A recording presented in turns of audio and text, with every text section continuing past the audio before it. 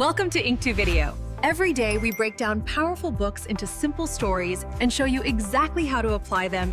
Meet Varda. He spends 40 hours a week in a cubicle, feeling entirely disconnected from the world he sees on the news. He's a big thinker, trapped in a routine that feels increasingly meaningless. He sees the headlines about the climate crisis and resource depletion and thinks someone needs to fix this. But the scale of these problems creates a specific kind of paralysis. He doesn't have $1 billion or a specialized doctorate, so he assumes he lacks the permission to act. This is the default response for most of us. We assume that solving a neighborhood's infrastructure problems or a global energy crisis is the exclusive responsibility of government budgets and massive established institutions. We are trained to reason by analogy. We look at how things have always been done and conclude that those are the only possible paths. If a city hasn't solved its trash problem yet, we assume it's because they haven't been given a big enough budget to follow the traditional model. This creates a cycle of apathy. It isn't that people don't care, it's that they have accepted conventional wisdom as an unchangeable law of physics. They believe the limits of the system are the limits of what is possible. Varda's perspective begins to shift when he reads Ashley Vance's biography of Elon Musk. He discovers a methodology that treats impossible goals, like electric cars and reusable rockets, as engineering puzzles rather than miracles. He learns about a level of risk tolerance that most would find reckless. Musk didn't just invest in these industries, he put his last dollar on the line to prove that electric vehicles could compete with the century-old internal combustion engine. The core of this approach is first principles thinking.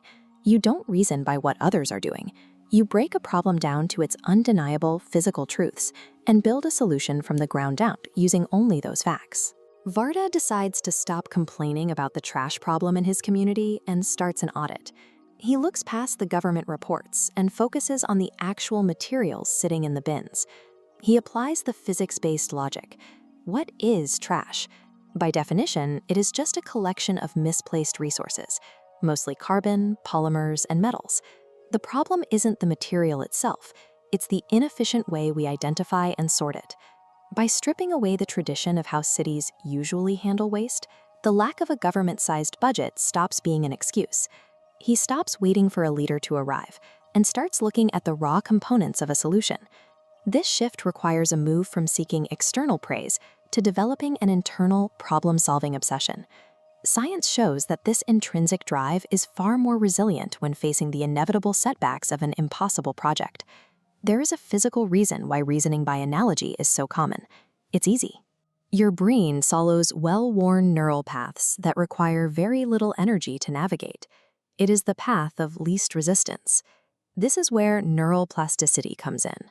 First principles thinking is physically taxing.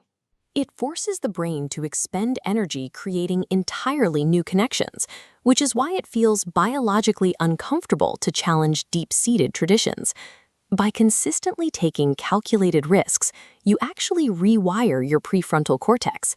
Over time, your brain begins to see uncertainty not as a threat to be avoided, but as potential to be explored.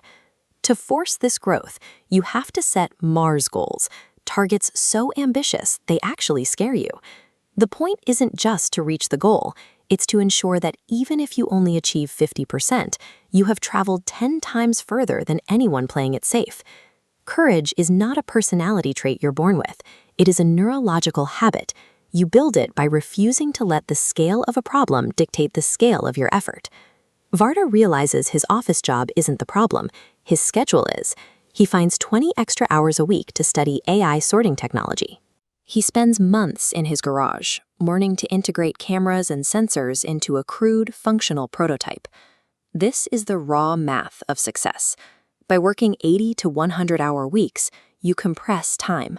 You can accomplish in 4 months what would take a normal team a year, drastically increasing the odds that your idea actually survives. He completely embraces the crash. The first 3 versions of his sorting robot simply failed to identify simple plastics. In a traditional setting, this would be a reason to quit. But under this framework, failure is just data acquisition. Each malfunction reveals exactly what not to do, making the builder slightly smarter every single day. If you aren't failing, you aren't innovating. Innovation is testing the limits of what is possible, and you can only find those limits by crossing them and seeing what breaks. This requires viewing psychological comfort as a warning sign. If you feel comfortable, you are likely resting on an analogy rather than building from a first principle.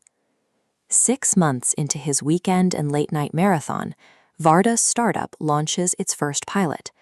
His automated sorting system reduces waste in his immediate neighborhood by 40% by capturing resources that used to end up in the landfill. The community assumed they needed a bigger municipal budget to fix the problem. Instead, they needed one person to look at the physics of a soda bottle and a camera to build a prototype. The habit of waiting for a leader has been replaced by the tactical reality of being one. Varda isn't just a big thinker anymore. He is an architect of the environment he lives in. Think about one impossible problem in your own life that you've given up on. If you broke it down to the fundamental truths of logic and physics today, what is the very first step you could take? The future is not something that happens to us. It is a blank architecture waiting to be designed by those willing to do the math and take the risk. As Musk wrote, "When something is important enough, you do it even if the odds are not in your favor." Subscribe to the channel and comment on which point you would like to implement in your life and which book we should read next.